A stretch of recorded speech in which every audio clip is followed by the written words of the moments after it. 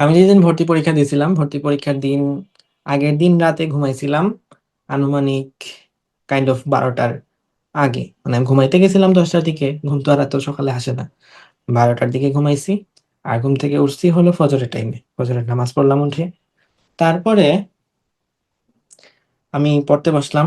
পড়ার ক্ষেত্রে আমি এখানে সব যে দেখে যেতে পারছি তা না, মানে আমি সব তো দেখে যাওয়া সম্ভব না। ফিজিক্স আমি কিছুই দেখি নাই, কেমিস্ট্রির ক্ষেত্রেও আমি কিছু দেখি নাই, এবং ফিজিক্স কেমিস্ট্রি আমার 45-এ 45 ছিল। বাকিগুলো না দেখলে মনে হয় ভালো হতো। বায়োলজির ক্ষেত্রে আমি জুলজি বই পুরা পৃষ্ঠা হচ্ছে, পুরা বইটা হচ্ছে এভাবে উল্টাই গেছিলাম। মানে এভাবে পেজ গুলো হচ্ছে উল্টাই দিয়েছিলাম, জাস্ট দেখে গেছি যে কোনো কিছু আমার এখানে দেখা লাগবে কিনা, এরকম এক পেজ এক পেজ করে উল্টাই উল্টাই গেছি। এটা হয়তো আমার কাছে এখানে 5 মিনিট টাইম লাগছে। এটা করছি, সেম ভাবে বুটানি একটা কাজ করলাম। তো এই দুইটা কাজ করে গেছি।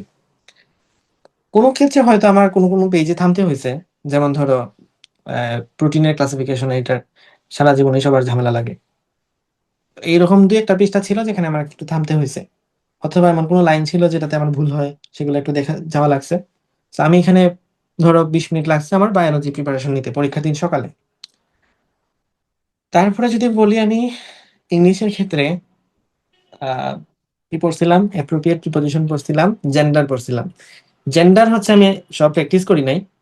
আমি আমার আগের দিনই ফোনে লিখে রাখছিলাম, আমার কিছু জায়গায় ঝামেলা হইতো, কিছু বলতে গেলে বলতে পারো যে কিছু কোয়েশন আমি কনফিউজ থাকতাম। জেন্ডার, তারপরে এরকম মেমোরাইজিং আরো কিছু আছে। এর মধ্যে জেন্ডার পড়ছিলাম, এটা আমার মনে আছে, আর কি টপিক পড়ছিলাম মনে নাই। আহ রাইট ফর্ম ভার্বের কিছু হইতে পারে, মানে এটা হচ্ছে আমি সেন্টেন্সটা কি লিখে রাখছিলাম। তো এই লেখা সেন্টেন্সটা জাস্ট রিভিশন দিয়ে গেছি যে এই সেন্টেন্সের উত্তর এটা হয়, এরকম। আর প্রিপজিশন দেখে গেছিলাম, যে প্রিপজিশনটা আমি ভর্তি পরীক্ষার দিন পারি নাই, ওইটাও আমি ভর্তি পরীক্ষার দিন সকালে পড়ে গেছি বলতে ওই পেজটা উল্টাই গেছি। ওই কোয়েশ্চেনটা এক্স্যাক্টলি দেখছি কিনা আমার মনে নাই। তো ভর্তি পরীক্ষার দিন, ভর্তি পরীক্ষার মুহূর্তে অফ হবে না ফর হবে এরকম একটা কনফিউশনে জাস্ট আনসারটা ভুল লাগাই দিচ্ছি। এখানে আমার একটা মার্ক গেছে, এটা আমি ভর্তি পরীক্ষার দিন সকালে পড়েও পারি নাই। আর হচ্ছে জিকে, জিকে তে আমি হচ্ছে কি প্রিপারেশন নিয়েছিলাম, আমি নিজে একটা বই বানাইছিলাম কাইন্ড অফ। মানে এটা হচ্ছে আমার অজানা ইনফো টাইপের। তো এখানে আমি কি কি ইনক্লুড করছি: রেটিনা ডাইজেস্ট, উন্মেষের প্রশ্ন ব্যাংক, তারপর হচ্ছে মিডিয়া ইমেজি কি, আর হচ্ছে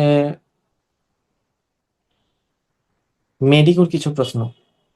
এগুলার বাইরে যা কিছু কোয়েশ্চেন আছে আমি বিভিন্ন সময় ফেস করছি, অনলাইন এক্সাম হোক অথবা বিভিন্ন রিসেন্ট টাইপের কিছু জিনিসপাতি হোক, ইত্যাদি জিনিস মিলে আমি হচ্ছে কয়েকটা পেজের কাইন্ড অফ জিকে আপডেট টাইপের বানাইছিলাম, বা বলতে পারো যে আননোন জিকে বানাইছিলাম।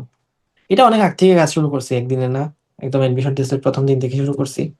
তো এটা হচ্ছে আমি রিভিশন দিয়ে গেছিলাম জিকে ক্ষেত্রে। তো এটা করতে হয়তো আমাকে এখানে 1 ঘন্টার মতো সময় লাগছে। আর বায়োলজি রিভিশন দিয়েছি 20 মিনিট, ইংলিশ হয়তো পড়ছি 20 মিনিট। মানে লেস দেন 2 ঘন্টা। যদি আমি 6টা থেকে পড়া শুরু করি 8টার মধ্যে শেষ হয়ে গেছে। তারপর হচ্ছে 8টার আগে আমি খাওয়া, মানে 8টা ধরো 8টার দিকে খাওয়া দাওয়া শেষ করলাম, এবং 8টা 15 দিকে বের হয়ে গেছি, তার আগে নামাজ পড়ে গেলাম, নফল নামাজ পড়ে গেলাম। তারপর হচ্ছে আমার সিট পড়ছিল মুগদা আইডিয়ালে। আমার বাসা ছিল মতিঝিল আইডিয়ালের ঠিক পিছনে। আমার এক্সপেকটেশন ছিল মতিঝিল আইডিয়ালে পড়বে, কারণ আমি ওখানে প্রতিদিন নামাজ পড়তে যাইতাম। মানে অলওয়েজ আমার এই ক্যাম্পাসটা অনেক ভালো করে পরিচিত ছিল। মানে মতিঝিল আইডিয়ালে পড়ে নাই, মুগদা আইডিয়ালে পড়ছে। তারপর আমার ক্যাম্পাসটা পরিচিত ছিল, মানে আমি আগে একবার গেছি ওখানে। তো মুগদা আইডিয়ালে গেলাম, সেখানে ভর্তি পরীক্ষার ঢুকলাম, আব্বুকে সাথে নিয়ে গেছিলাম। তো আরেকটা গুরুত্বপূর্ণ বিষয় আমার কাছে মনে হয়েছে, মানে হঠাৎ এখন মাথায় আসলো আর কি, আমি ভর্তি পরীক্ষার দিন মাস্ক পরে গেছিলাম। মাস্কটা আমি খুলে ফেলছি ভর্তি পরীক্ষা হলে যাওয়ার আগে, মানে পরে দিয়ে গেছিলাম। কিন্তু ঢাকার মধ্যে যে পরিমাণ দূষণ, এগুলা যদি মানে ভর্তি পরীক্ষার দিন কোনোভাবে ইরিটেট করে, কাইন্ড অফ আমার কাছে মনে হয় যে ব্রেনটা আমার যতটা কুল ছিল পরীক্ষার হলে, অতটা কুল থাকতো না কোনোভাবে যদি ঘেমে যাইতাম বা কোনো কারণে। পরীক্ষার দিন সকালের এনভায়রনমেন্টটা অনেক ভালো ছিল, এটা খুবই ভালো একটা বিষয় ছিল। আর তারপরের কথা হচ্ছে, মাস্ক পরে গেছিলাম যাতে ঢাকার কোনো আহ, মানে আমার এক কথায় কোনোভাবে ইরিটেট না হই আর কি। আচ্ছা, এটা মাথায় আসলো। তারপর হলো আব্বু আর আমি রিক্সা দিয়ে গেলাম, ভর্তি পরীক্ষা সেন্টারের সামনে নামলাম। নামিয়ে দেখি যে এখানে আরো অনেক মানুষ দাঁড়ায় আছে। তখনও সেন্টার খুলে নাই। আনুমানিক মনে হয় 8:30টার দিকে খুলছিল বা 9:45টার দিকে খুলছিল, এরকমই হয়তো, এক্স্যাক্টলি মনে নাই। তবে আমি তখন ঢুকলাম, ঢোকার সময় স্কেল, ফাইল, অ্যাডমিট কার্ড আর রেজিস্ট্রেশন কার্ড নিছিলাম কিনা মনে নাই, কলম, পেন্সিল, রাবার, এই জিনিসগুলো নিয়ে গেছিলাম। তবে পরীক্ষার হলে ঢোকার আগে আমাকে ফাইলটা রেখে যেতে হয়েছে, স্কেলটা রেখে যেতে হয়েছে, অনেকে পানির বোতল নিছিল, পানির বোতলটা ফালাই দিতে হয়েছে। আর তোমরা যারা এবছর আছো তোমাদের কিন্তু পেন্সিল এবং রাবারও নেওয়া যাবে না, তো পেন্সিল রাবারটাও রেখে যেতে হবে। তো এগুলো নেওয়ার দরকার নাই, যে জিনিস রেখে যেতে হয় সেই নিয়ে লাভ কি? তো এগুলা নিবা না। আমি স্কেল নিছিলাম, স্কেল হারাই ফেলছি, তো আর নিয়ে লাভ নাই। তো এরপর হচ্ছে পরীক্ষার হলে ঢুকলাম। পরীক্ষার হলে ঢোকার পরে উম আমার সিট ছিল সম্ভবত 2 তলায় অথবা 3 তলায়, ভুলে গেছি এখন আসলে, 3 তলা হইতে পারে। যখন ভর্তি পরীক্ষার হলে ঢুকলাম, দেখি দরজাটা খুলে যে ফার্স্ট সিট, ওই ফার্স্ট সিটে আমি তো ওখানে রাখলাম। তখনও খুব বেশি মানুষ ঢুকে নাই সেন্টারের মধ্যে। আস্তে আস্তে দেখলাম যে আরো কিছু মানুষ আসতেছে। তখন মনে করো আমি যখন ঢুকছি তখন 4-5 জন মানুষ ছিল। মোটামুটি ভালো লাগতেছিল যে আমি অনেক আগে আসছি।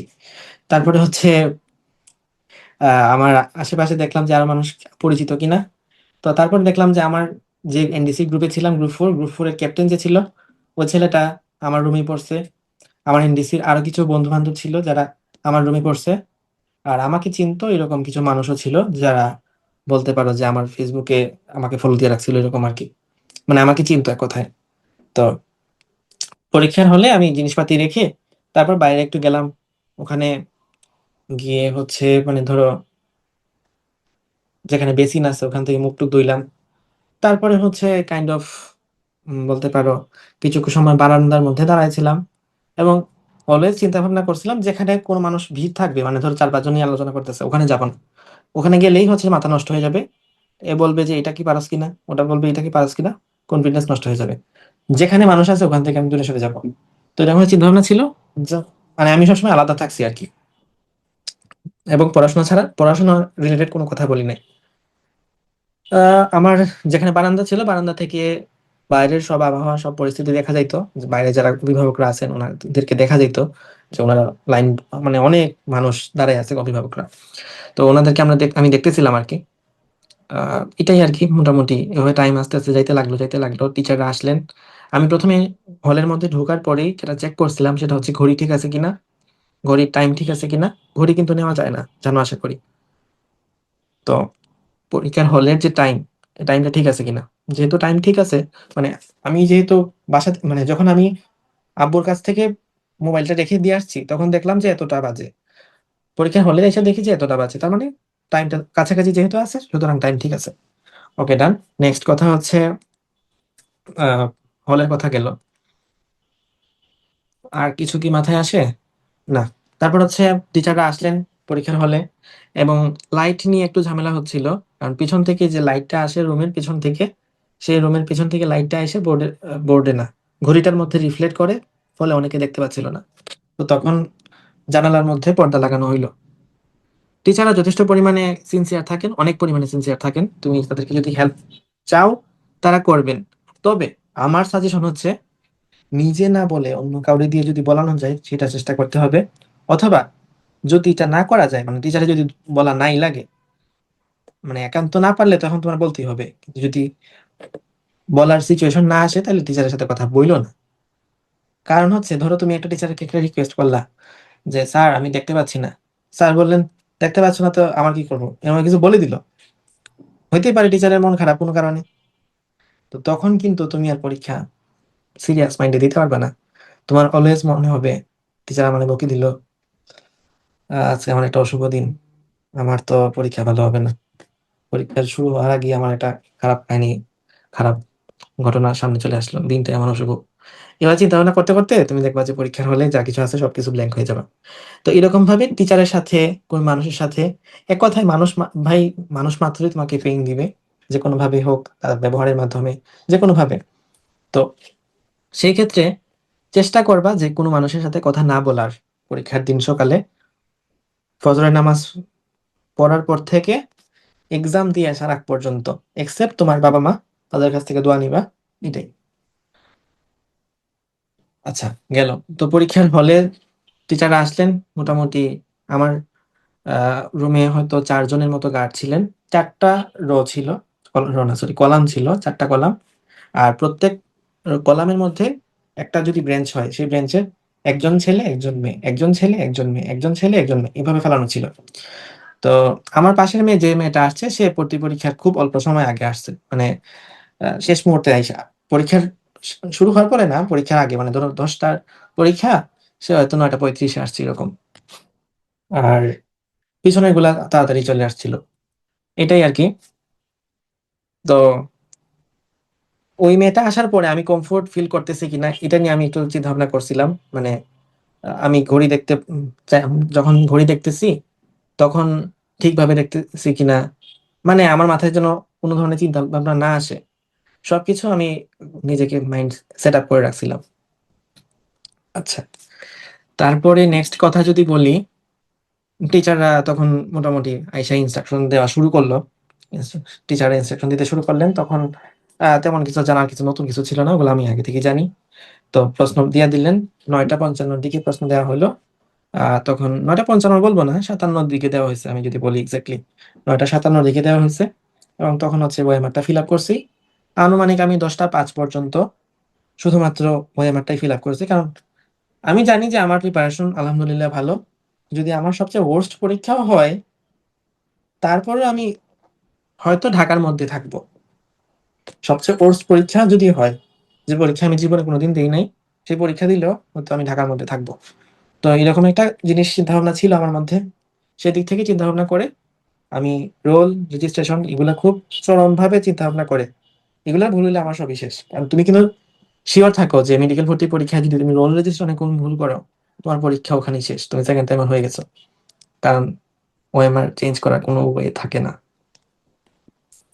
যদি না তোমার রুমে কোনো পরীক্ষার্থী অ্যাবসেন্ট থাকে। তো এটা তো হয় না। দেখা যায় সবাই ভর্তি পরীক্ষা দেয়, প্রথম ভর্তি পরীক্ষা থাকে। তো আলটিমেটলি তুমি চেঞ্জ করার সুযোগ পাবা না এবং তুমি সেকেন্ড টাইমার হয়ে যাবে। তো এটা যাতে না হয় সেজন্য অবশ্যই খেয়াল রাখতে হবে। হম ভর্তি পরীক্ষা শুরু হইলো। আমি দেখলাম যে প্রথম 7টা প্রশ্ন আমার খুবই সহজ লাগতেছিল। আমার শুরু হয়েছিল ফিজিক্স দিয়ে, মানে চেঞ্জ করে তো থাকে, রোটেট করে থাকে, বাট আমার ফার্স্ট কোয়েশ্চেনটা ছিল ফিজিক্সের, সেকেন্ডটা কেমিস্ট্রির, থার্ডটা কেমিস্ট্রি, ফোর্থটা ফিজিক্সের, এরকম ভাবে কোয়েশ্চেন গুলা ছিল। তো এবং আমার সময় কিন্তু ফিজিক্স কেমিস্ট্রি সব কোয়েশ্চেন অনুশীলনী থেকে আসছে। আমি দেখতেছি সবই পারতেছি, 7টা প্রশ্ন পারছি। 8 নাম্বার যে প্রশ্নটা ছিল, ওই প্রশ্নটা আমি দাগাই নাই। তবে আমি জানতাম যে এটার আনসার কি বলে, লেজার রশ্মি হবে। তবে এটা আমি মনে হয় একটু পরে দাগাইছি, অথবা মানে ফার্স্ট রানের মধ্যে দাগাইছি। হয়তো 10-12টা দাগাইয়া তারপর হচ্ছে নিচে 10-12টা গিয়ে তারপর মনে হলো যে 8 নাম্বারটা এটা শিওর, 8 লেজার রশ্মি দিব। লেজার রশ্মি দিয়ে দিছে। এবং তখন আমার মনে হয়েছে যে না, আমি একটা ভালো জিনিস পাইরা ফেলছি, and আমার এখানে মেরিট পারবে। মানে অন্যরা এটা পারবে না, এটা আমি পারবো। এই জন্য আর কি খুশি লাগছিল। তো গেল, যাওয়ার পরে আরো দিকে কিছু দিকে গেলাম, দেখি হচ্ছে 1 গ্রাম মাশরুম থেকে কত গ্রাম শর্করা। তো আমি জীবনে নামই শুনি নাই। তারপর হচ্ছে আরো কয়েকটা গেলাম। ওই প্রশ্নের মধ্যে ছিল ছত্রাকে নিয়ে কিছু প্রশ্ন, 2টা প্রশ্ন ছিল।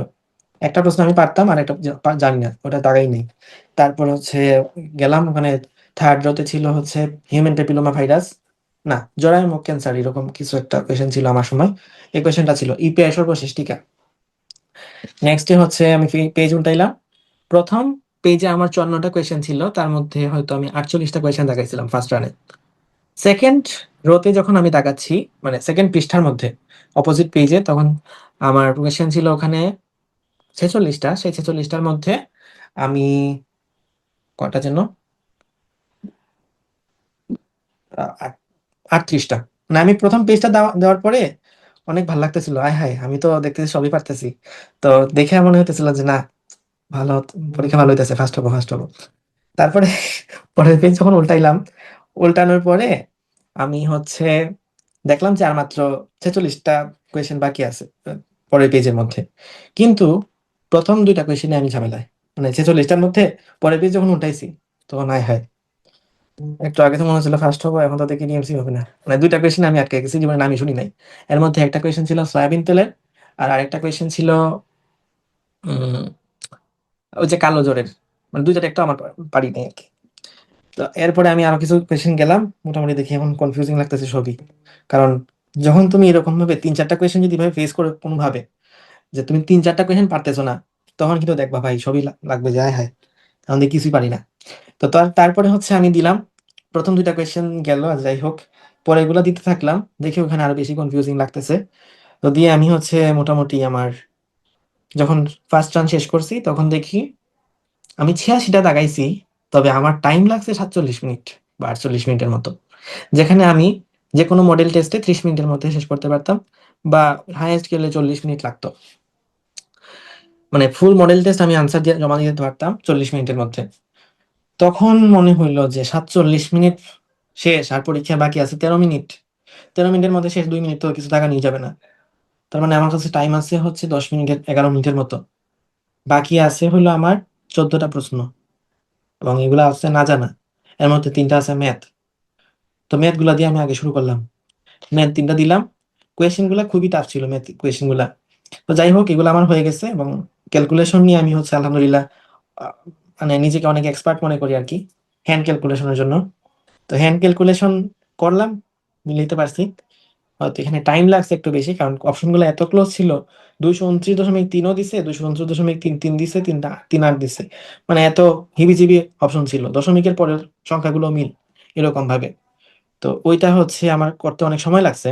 আর বাকিগুলো ভালোই করতে পারছিলাম। তো এখানে আমার টাইম লাগছে হয়তো ৬ মিনিট। তার মানে আমার হাতে টাইম বাকি আছে ৭ মিনিট, দাগানোর বাকি আছে ১১ টা। তারপরে শেষ ৭ মিনিটের মধ্যে এখন আমি কি দাগাবো? আমি দেখলাম যে না, এখন হচ্ছে যা কিছু আছে আমার ২ টা অপশন আমি এলিমিনেট করতে পারছি। মানে 50-50 চান্স। সেগুলো একটু চিন্তা-ভাবনা করতে লাগলাম। আর কিছু জিনিস আছে, কিছু জিনিস থাকে যে এরকম যে না, এটা আসলে আমি পারি, তারপরেও হচ্ছে একটু কেমন জানি লাগে যে না, দাগাই ফেলবো। মেডিকেল ভর্তি পরীক্ষার মতো একটা পরীক্ষা। 1.25 মার্ক চলে যাবে। আল্লাহ! এরকমভাবে যখন চিন্তাভাবনা আসতেছিল, তখন চিন্তাগুলাকে রিমুভ করে জাস্ট সিম্পলি চিন্তাভাবনা করতে লাগলাম যে, ঠিক আছে এটা আমি এখন দাগাই ফেলি, কিছু তো করার নাই। দিয়ে এভাবে হচ্ছে আমি দাগাইলাম এবং দাগানোর পরে আমার হচ্ছে আরো মানে ৯৬ আমি যদি ৮৯ থেকে ৯৭ পর্যন্ত গেছি। ৯৭ পর্যন্ত মানে আরো ৮ টা দাগাইছি আমি হচ্ছে নেক্সট ৫ মিনিটে। তো তখন আমার কাছে আর ২ মিনিট টাইম বাকি আছে। প্রশ্ন বাকি ছিল ৩ টা। ৩ টার মধ্যে একটা ছিল কালো জ্বর, একটা ছিল ওই যে মুগুর ছত্রাক না থলি ছত্রাক, ছত্রাকের একটা প্রশ্ন যে আলিম স্যারের বইয়ের ওটা। আর আরেকটা ছিল উচ্চ ওলিক অ্যাসিড সম্পন্ন মেবি সরিষার তেল নাকি তেল জানি, সূর্যমুখী তেল আই গেস। তো এখান থেকে ৩ টার মধ্যে দেখলাম যে আমি কালো জ্বর জীবনে নামও শুনি নাই। এখানে অপশন ২ টা খুবই ক্লোজ। একটা ৩১শে অক্টোবর আরেকটা ১ নভেম্বর। তো আমি বুঝতে পারছিলাম যে অপশন যেহেতু ক্রিয়েট করছে তার মানে খুব ক্লোজ অপশন যেহেতু এখানে আছে, এই ২ টার মধ্যে কিছু একটা হবে। বাট আমি কোনটা সিওর না। আন্দাজে দাগায় লাভ নাই, নেগেটিভ খাবো বাদ। তারপরে দাগাইলাম হচ্ছে কি যেন? ওই যে মুগুর ছত্রাক, থলি ছত্রাক। এটা আমি এই লাইন জীবনে পড়ি নাই। মানে এই পৃষ্ঠা পড়ছি। এই পৃষ্ঠার এই লাইন যেটা আছে, ওই যে রুটির মধ্যে জন্মায়। এই রুটির মধ্যে জন্মায় লাইনটা আমি পড়ি নাই। কিন্তু একই লাইনের মধ্যে আরেকটা অংশ ছিল সবচেয়ে গুরুত্বপূর্ণ কি যেন? তো এইটা পড়ছি কিন্তু ওই অংশটা আমার দাগানো ছিল না আর ওটা আমি পারিও নাই। অ্যান্ড ওই লাইনটা আমার আসলে কোনোভাবে মনে পড়তেছিল না। সো এখানে একটু ঝামেলা আছে তাই আমি বাদ দিয়ে দিলাম। এরপরে সরিষার তেল নিয়ে একটা প্রশ্ন না সূর্যমুখী তেল আমি ভুলে গেছি এক্সাক্টলি। তো ওই কোয়েশ্চেনটা ৪ টা অপশন ছিল। এর মধ্যে একটা অপশন ছিল হাসান স্যার অনুযায়ী রাইট। আর আরেকটা অপশন ছিল এখানে যদি আমি খুবই ফ্র্যাঙ্কলি বলি, আরেকটা অপশন ছিল বড় অপশন, আরেকটা অপশন ছিল অপশনের পাশে ইংলিশ লেখা। মানে আমি তোমাকে যদি বলি ৪ টা অপশন ছিল তার মধ্যে একটা হাসান স্যার অনুসারে রাইট, এটা আমি জানতাম। কিন্তু আমি দেখলাম যে বাকি যে অপশনগুলা ক্রিয়েট করছে সেটা কোনোভাবে হাসান স্যারের বইয়ের না। তারপরের কথা, বাকি যে ২ টা অপশন ছিল, মানে বাকি যে ৩ টা অপশন ছিল, তার মধ্যে একটা এমনিতে বাদ দেওয়া গেছিল। ওটা চিন্তা ভাবনা করে লাভ নাই। একটা ছিল অনেক বড় অপশন, একটা ছিল অপশন পাশে এটার ব্র্যাকেট দিয়ে এটার ইংলিশটা লেখা। তো আমার কাছে মনে হইলো যে কোয়েশ্চেনটা হয়তো হাসান স্যার থেকে হয় নাই। হাসান স্যার এটা দিলাম ক্রস, মানে পেন্সিল দিয়ে কেটে দিলাম। বাকি থাকলো ২ টা, একটা বড় অপশন আর একটা হচ্ছে ইংলিশ। চিন্তা করে দেখলাম যে বড় অপশন যেটা অনেক সময় লিখতে যেয়ে বড় হয়, অনেক সময় চিন্তা ভাবনা, অনেক কথা এক্সপ্রেস করতে যেয়ে বড় হয়। বাট যেটা ইংলিশ করে লিখছে, এটা অবশ্যই কোনো না কোনো বই থেকে ডিরেক্ট তুলছে। মানে বাংলা ইংলিশ ২ টাই পাশাপাশি ছিল, তাই বাংলা ইংলিশ ২ টাই লিখছে। এজন্য চিন্তা করে ওই বাংলা ইংলিশ যেটা মানে ইংলিশ পাশে দেওয়া ছিল, ওই একটা দাগাইছিলাম। না আমি ৯৮ টা দাগাবো, আ বলা উচিত হবে কিনা যে আমি ৯৮ টা আমার একটা লাকি নাম্বারের মতো ছিল। এটা আমি বিশ্বাস করি না এরকম কিছু এক্সিস্ট করে। বাট আমি যত পরীক্ষায় ৯৮ টা দাগাইছি, আমার পরীক্ষা সবসময় ভালো হইতো। এজন্য আমার চিন্তাভাবনা ছিল যে না ৯৮ টা দাগাই দিই। ৯৭ টা আমার হয়েছিল। আমি এতটুক পর্যন্ত ছিলাম। শেষ ২ মিনিটে আমি ভাবছিলাম যে আমি আরেকটা দাগাবো। যাই হোক, কিছু হোক আর না হোক, একটা দাগাই ফেলি। মানে এটা অন্তত আমার মন আমাকে তাড়না দিচ্ছিল। তো শেষ ২ মিনিটে আমি এই যে চলে গেছি সম্পূর্ণ। পাশে আবার ব্র্যাকেট দিয়ে কি জানি লিখে রাখছিল ইংলিশে, ওই অপশনটা দাগাই দিলাম। ৯৮ টা দাগাইলাম। ভর্তি পরীক্ষার পেপার নিয়ে নিল। আমার কাছ থেকে নেওয়া শুরু হইল। তো আমি দেখলাম যে আমার পাশে যে মেয়েটা ছিল, সে এখন কান্না করতেছে। এর আগ পর্যন্ত সে কি করছে? পরীক্ষার হলেও সে কান্না করছে বইসা আমার পাশে। কিন্তু আমি ওটা দেখিও নাই। এটা আমি যখন পরীক্ষার হল মানে কি মানে আগেও বলছি, মানে আজকের কথার মধ্যেও বলছি যে আমার পাশে জন যখন থাকে তখন তার এক্টিভিটিস গুলো আমার মাথার মধ্যে আসে কিনা, বা তাকে আমি মাইন্ড থেকে রিমুভ করতে পারি কিনা, এটা আমার চিন্তা ভাবনা ছিল। যে সে যা করুক, আল্লাহর দুনিয়া, সে যদি মরেও যায় এখান থেকে, আমি বলতে পারবো না। কিন্তু আমার পরীক্ষায় যেন কোনোভাবে ডিস্টার্ব না লাগে। তো তখন আমি দেখতেছি যে পরীক্ষা যখন শেষ বা প্রশ্ন নিয়ে নিছে, তখন তার আমি ওই জগৎ থেকে চলে আসছি দুনিয়ার জগতে। তখন থেকে আমার পাশে জন কান্না করতেছে। তো জিজ্ঞেস করলাম কয়টা দাগাইছো, কিছু বললো না। তো তারপর হচ্ছে আর কিছু কথা হয় না আমাদের মধ্যে। ভর্তি পরীক্ষার রেজাল্টের পরে দেখছিলাম যে সে চান্স পায় না, যাই হোক। তারপর হচ্ছে ভর্তি পরীক্ষার প্রশ্ন যখন নিয়ে নিল, তখন আমার পিছন থেকে বিভিন্ন, আমি হচ্ছে মশা মারতেছি, আমার বাসায় মশা আছে। আমার পেছনের যে মানুষগুলা আছে তারা হচ্ছে আমাকে জিজ্ঞেস করতেছিল যে কেমন দাগাইছো। আমি বলছি ৯৮ টা দাগাইছি। যে কেমন পারবা? আমি বলছি যে আশা করি 90 থাকবে। মানে তখন পরীক্ষার হলে বলে গেছি। তারা আমাকে চিনতেও বলছিল। তারপর পরীক্ষা হল শেষ হইলো, বের হয়ে আসলাম। বের হয়ে এসে বাইরে যেখানে স্কেল রাখছিলাম ওখানে স্কেলটা খুঁজলাম যে স্কেলটা আছে কিনা। দেখলাম যে স্কেল নাই। তারপর হচ্ছে গেলাম, বাইরে বের হয়ে গেলাম। তারপর আব্বুর সাথে দেখা হইলো। আব্বুরে বললাম পরীক্ষা, না আব্বুর সাথে দেখা হয় না, সরি। পরীক্ষা দেখা হয় নাই। আমি বের হয়ে গেলাম। বের হয়ে দেখি যে আব্বু নাই। মানে আব্বুকে খুঁজে পাচ্ছি না, যেহেতু আমার কাছে ফোনও নাই। বিশাল, বিশাল মানুষ। তো আমি হচ্ছে হাঁটে চলে যাওয়া শুরু করলাম। তো তখন হচ্ছে ওভারব্রিজ দিয়ে, মুগদা ফ্লাইওভার, ওভারব্রিজ দিয়ে যেটা কমলাপুর রেল স্টেশন, ওটার উপর দিয়ে চলে যাচ্ছিলাম। তখন রাস্তার মধ্যে আমার অনেক বন্ধু বান্ধবের সাথে দেখা হয়েছে, যেহেতু এনডিসি ওখানেই ছিল। তো এনডিসির যত বেশিরভাগ মানুষ মানে আমার সাথে দেখা করছে। তো অনেকে জিজ্ঞেস করছে কত পাবা, তখন বলছি যে 90 পাবো আশা করি। ভর্তি পরীক্ষার পরে বাসায় আসলাম, আসার পরে মিলাইলাম। মিলাইলাম বলতে এক এক জায়গায় এক এক কথা বলে নিজে আমি একদম মিলাইছি, নিজে সার্চ করে সবকিছু ঠিকঠাক। দেখলাম যে আমি যেটা ইপিআই দাগাইছি সেটা ভুল। ইংলিশ ২টা দাগাইছিলাম, ২টা ভুল। তারপর হচ্ছে ফিজিক্স কেমিস্ট্রি যা দাগাইছি সব রাইট। বায়োলজি নিয়ে ঝামেলা ছিল একটা প্রশ্নে। সবচেয়ে বেশি শোষণ ঘটে কোথায়, এটা আমি কনফিডেন্টলি দাগাইছি যেজন্য নাম, তবে অনেকে বলতেছিল ইলিয়াম। তো এটা ইলিয়াম হয় নাই, যেজন্য আমি হয়েছে। তো এখানে মেরিকুতে আনসার নিছিল ইলিয়াম, বাট অন্য সেট নাই, আনসার নিছিল জেজুনাম। তো জেজুনাম আমি নিছিল আনসারটা। তারপরে হচ্ছে বোটানি নিয়ে সবচেয়ে বেশি ঝামেলা আমাদের সময় ছিল। বোটানির মধ্যে আহ, আমার কনফিউশন ছিল ২৬টা, সরি ২৮টা হবে অথবা ২৭টা হবে। তো ২৮টা যদি হয় তাহলে হয় আমার মার্ক 93। যদি ২৭টা হয় 91.75। ধর ভর্তি পরীক্ষার আহ, আগের দিন পর্যন্ত আমি এটাই জানতাম 93 অথবা 91.75। তবে একটু নিজেকে ডাউন করে রাখছিলাম যে 91.75 পাবো। তারপরে সব কোচিং এ ফোন দেওয়া লাগলো, মানে ভর্তি পরীক্ষা যেদিন দিছি ওই দিন রাতেই, যে কত মার্ক আসতেছে, মিলাইছো কিনা। মিলাইছি, কত পাও? 91.75। তোমার রোলটা দাও, এই যে অ্যাডমিট কার্ডের রোল। তো আমি আসলে রোল কাউরে দেই নাই শেষ পর্যন্ত। তারপরে এখান থেকে গেল পরীক্ষার রেজাল্টের আগের দিন। ওদিনও তেমন কিছু নাই, আহ তেমন কিছু মনে পড়ে না এক্সাইটিং ইভেন্ট। মানে বিভিন্ন জায়গায় হচ্ছে মিলাইছি। মেডিকোতে গেছিলাম, সেখানে হচ্ছে মিলাইলাম, মানে অফলাইনে গিয়ে মিলাইছি আর কি। কি যেন একটা পুরস্কার ছিল আমার, বাকি ওই পুরস্কারটা নিলাম। দেন হলো ভর্তি পরীক্ষার দিন। ভর্তি পরীক্ষার আগের দিন রাতে হচ্ছে আমি যেহেতু 91.75 পাইছি, আর আমার আমি শুনতেছিলাম, আমি খোঁজ খবর নিলাম যে ওই কোচিং এর টপার যারা ছিল, ব্রাঞ্চ টপার, দেশের টপার, তাদের সাথে তাদের মার্ক কেমন আসে, তাদের ভর্তি পরীক্ষার রেজাল্ট কেমন আসতেছে, বা আমাদের সময় বিভিন্ন কোচিং এ যারা টপ করতো তাদের মার্ক কেমন আসে, এগুলো খোঁজ খবর নেওয়ার পরে দেখলাম যে না, কেউই 90-র কাছাকাছি নাই। একজনের পাইছিলাম, সে 90 আপ পাইছে, মেরিট পজিশনও করছে। আর আরেক, না একজন না, দুইজনকে পাইছিলাম, তারা দুইজনে মেরিট পজিশন করছে। আর আরেকজনের নাম শুনছিলাম, সে হচ্ছে 92.5 পাবে। তো 92.5 পাবে অথবা 91.25 পাবে, এরকম মানে একটা কোয়েশ্চেন তো ঝামেলা ছিল, তো একটা কোয়েশ্চেন নিয়ে ঝামেলা ছিল।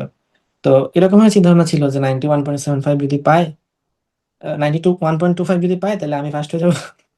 আর যদি 92.5 পায় তাহলে আমি সেকেন্ড হবো। তো এরকম চিন্তা ভাবনা ছিল। তো আমি পরীক্ষা মানে বুঝতে পারতেছিলাম যে রেজাল্ট কিছু একটা তো হবে, টপ 10-এ তো অন্তত থাকবো। আশা করি টপ 5-এ বের হওয়া লাগবে না। তো তখন অনেক কিছু জল্পনা কল্পনা মাথায় আসতেছিল যে যদি আমি টপ 3-র মধ্যে না থাকি তাহলে হয়তো আমি উদ্ভাসের সোহাগ ভাইয়ের সাথে যে মিটিং কনফারেন্সটা হয় সেটা আমি থাকতে পারবো না, আমি হয়তো উন্মেষের পোস্টারে থাকতে পারবো না। আমি খুবই ফ্র্যাঙ্কলি বলতেছি। তারপরে আর যা যা প্রোগ্রাম আছে, কোনো প্রোগ্রামই থাকতে পারবো না। তখন আমার অনেক মানে ভাবতেছিলাম যে এত কাছে গেলাম, স্বপ্নের এত কাছে গেলাম, এত কাছে গিয়েও যদি আমি তোমার না হইতে পারি, এরকম একটা কথা আছে। তো এরকম মাথায় আসতেছিল। তো এটা আমাকে অনেক বেশি ইমোশনাল তখন করতেছিল আর কি। ওই রাতে ঘুমাইছি, একটু দেরি করে ঘুমাইছি, আবার ফজরের সময় উঠলাম। ঘুমানোর আগে আমি ফেসবুকে পোস্টটা লিখে রাখছিলাম, যেহেতু পরের দিন রেজাল্ট পাবলিশ হবে, আমি ফার্স্ট হব, সেকেন্ড হব, থার্ড হব, এরকম 3টা পোস্ট আমি লিখে রাখছিলাম। তো আমি সেকেন্ডটা পরে পাবলিশ করে যখন রেজাল্ট দেয়, তার আগে ভর্তি পরীক্ষার দিন সকালে, ওই দিন প্রথমে বাসায় আমি পুরোটা রেকর্ড করতেছি। আহ জানি না কখনো কাটা লাগবে কিনা, যদি কাটতে হয় তাহলে কাটা দিব। প্রথমে যে বাসায় রেটিনা, সরি মেডিকো আসছিল 10-11টার দিকে। আমি ফজর নামাজ পড়ে ঘুমাই গেছিলাম। তো তারপর উঠছি মনে হয় আনুমানিক 11টার পরে। আমি উঠছি পরে আমার সাথে কথা হয়েছে মেডিকোর।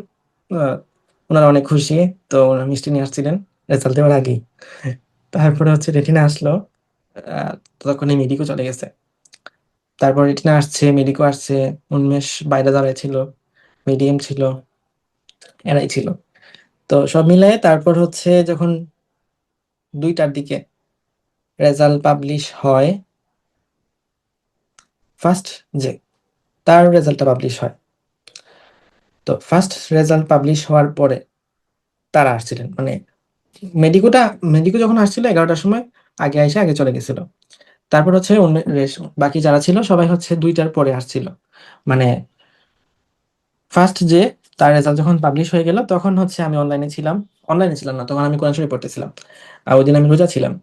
তো আমি শুনলাম যে আম্মু বলতেছেন যে ফার্স্ট হয়েছে তানজিম মুনতাকা নামে একটা মেয়ে। তো তখন আমাকে অনেক মানুষ কল দিতেছে যে তোমার রেজাল্ট কত, তোমার রেজাল্ট কত, স্কুলের যারা টিচার ছিলেন, আত্মীয় স্বজন ছিল, তো তারা কল দিতেছে। আমি ভাবতেছি যে আমার রেজাল্ট এখনো দেয় নাই। তো 2 ঘন্টা অনেক বেশি স্ট্রেসে ছিল, এবং ওই 2 ঘন্টার মধ্যে অনেক অনেক পোস্ট লেখা শুরু করে দিছিল। আয় হায়, এত কোচিং এ এত ফার্স্ট হইলো, তারপর তোমার ফার্স্ট হইতে পারলো না মেডিকেলে, এবার লেখালেখি অনেক করা শুরু করছিল। তারপরে আহ ওগুলা তো আরো বেশি কঠিন লাগে, মানে ধরো তুমি একটা জিনিস পাও নাই, তার জন্য তোমাকে যদি আবার কেউ খোঁচায়, এটার চেয়ে কষ্টদায়ক কিছু হইতে পারে না। তো যাই হোক, কিছু করার নাই। 2 ঘন্টা গেল, মনে হয় লাইফে আমার সবচেয়ে হেক্টিক, সবচেয়ে কঠিন মুহূর্ত। 2 ঘন্টা যাওয়ার পরে আসরের আজান দিবে দিবে দিবে দিবে এরকম একটা ভাব। হঠাৎ করে দেখা গেল, মানে আমি আমার রুমে ছিলাম বলতে আমি বারান্দায় ছিলাম, কারণ সব কোচিং এসে বসেছিল, তাদেরকে নাস্তা দিতেছিলাম এরকম কাইন্ড অফ। তো হঠাৎ করে মিডিয়ামের ইয়া ছিলেন, তুষার ভাই ছিলেন। তুষার ভাই তখন, মানে যখন 2টার দিকে রেজাল্ট পাবলিশ হয়ে গেছে, যে আমি মেডিকেলের রোল তখন সবাইকে দিয়ে দিছি, কারণ আর তো ফার্স্ট ওভার আসা নাই। তবে তখন দিয়ে দিছিলাম সবাইকে। তো তারা সবাই ট্রাই করতেছিলেন। হঠাৎ করে তুষার ভাই বললেন যে তোহা ফার্স্ট হয়েছে। তো এটা শুনে আমি প্রথমে কি জানি করছিলাম, প্রথমে আম্মুকে মনে মনে হয় জড়ায় ধরছি। তারপরে ওনারা যেখানে ছিলেন সব কোচিং এর ভাইয়ারা, ওখানে গেলাম। ওখানে গিয়ে সবার সাথে একটু কোলাকুলি করলাম। আ কোলাকুলি করলাম বলতে এটা কাইন্ড অফ ইনস্ট্যান্ট রিফ্লেক্স এর মতো। যে সামনে ছিলেন তার সাথে হাত মিলাইছি এরকম। তারপরে হচ্ছে সিজদা দিলাম। সাথে আসরের নামাজ মানে সিজদা দিলাম। ওই মুহূর্তে আসরের আযানটা পড়ল। তো তারপর আসরের নামাজটা কমপ্লিট করলাম। তারপরে উম আ তারপরে তো আর কিছু না। তারপর হচ্ছে আমার Facebook এ যে পোস্টটা ছিল, Facebook এর পোস্টটা আপলোড করলাম। তারপর হচ্ছে একটা লাইভেও গেছিলাম। নেক্সট হচ্ছে আমার ফার্স্ট লাইভ করছি হচ্ছে মেডিকোর সাথে। মেডিকোর সাথে করার পরে রেটিনার সাথে করলাম। রেটিনার সাথে পরে হচ্ছে উন্মেষের সাথে করলাম। এরপরে ধারাবাহিকভাবে অনেক অনলাইন প্ল্যাটফর্মের সাথে করা হয়েছে যেগুলোতে আমি যুক্ত ছিলাম। এভাবে আমি ওইদিন রাতে হচ্ছে ২টা ৩০ পর্যন্ত অনর্গল লাইভ করতেছিলাম। মানে শুরু হয়েছিল আনুমানিক ৪টা ৩০ এর দিকে আর শেষ হইছে রাত্রে ২টা ৩০ এ। কথা বলতেছিলাম আরকি অনর্গল। আচ্ছা, তারপরের কথা হলো ঐদিন রাত গেল। পরের দিন সকালে রেটিনার সাথে গেলাম। আরে সবচেয়ে দামি রেস্টুরেন্টটার নাম কি? ভুলে গেছি। যাই হোক। তো ওটার মধ্যে গেলাম। রেডিসন। হুম? Blue Radisson. Radisson blue. হ্যাঁ, রেডিসন ব্লু। ইয়েস। তো রেডিসন ব্লুতে গিয়েছিলাম। ওখান থেকে সারাদিন মোটামুটি ওখানে যাওয়া হয়েছে। তারপর হচ্ছে আরো বিভিন্ন প্ল্যাটফর্মে যাওয়া হইলো। এই আরকি মোটামুটি ওভারঅল যদি বলি এডমিশনের আগের রাত, এডমিশনের দিন আর এডমিশনের পরের দিনের গল্প। That's all.